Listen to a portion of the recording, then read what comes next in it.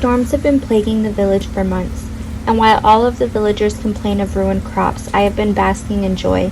I love the rain, and everything that comes along with these storms. There are no chores to be done during a rain. No one walks the streets, no one visits, and I am left alone with my thoughts. Normally I don't have a second to myself. I cannot enjoy a walk without interruption, and by the time night rolls around, I am so drained from daily work that I'm too tired to even gaze up at the stars. So, a heavy rain meant I could have, finally, a moment to myself. Today a storm rolled around that's quite bigger than the previous ones we've seen this month, so I haven't left my hut all day, much to my liking. While lost in my thoughts, I can't help but admire the beauty of this rain. It's ever so deceiving, just like my lord. Rain makes such noise upon roofs, and it falls from the sky looking like shards of diamond. Rain, although beautiful like a diamond, is not really hard like one. When it hits the ground, it turns into a puddle of water that one could easily run their hands through, a delicate liquid.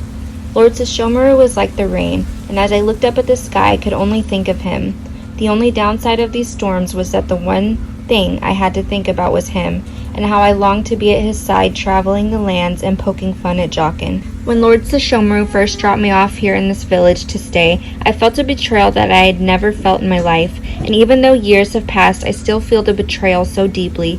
It took a long time to truly accept the reality that he wasn't going to take me with him again.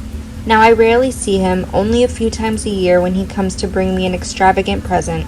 He used to come often in the beginning, but as the years went on, the visit slowed, causing my heart to break even more.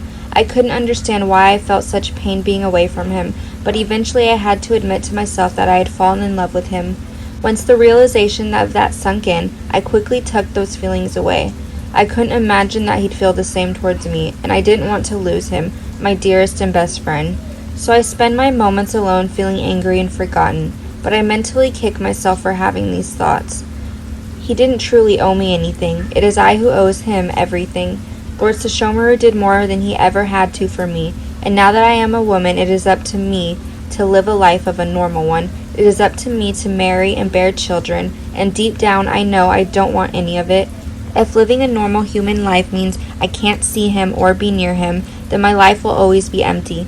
The realization that I love him has caused me more heartache and embarrassment than one could understand, because I know that he could never allow himself to be with me, even if it's what he wanted.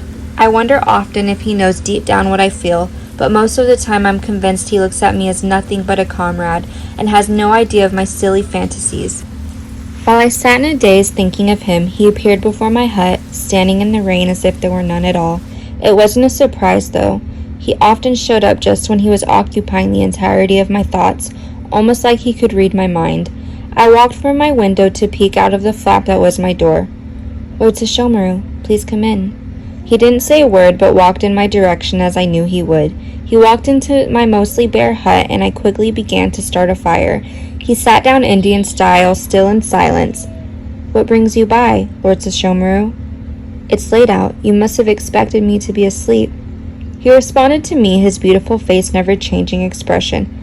"I have seen you staying up late much of this month, watching the rain out of your window. I knew you would be awake." I sat down across from him, the fire now burning strong between us.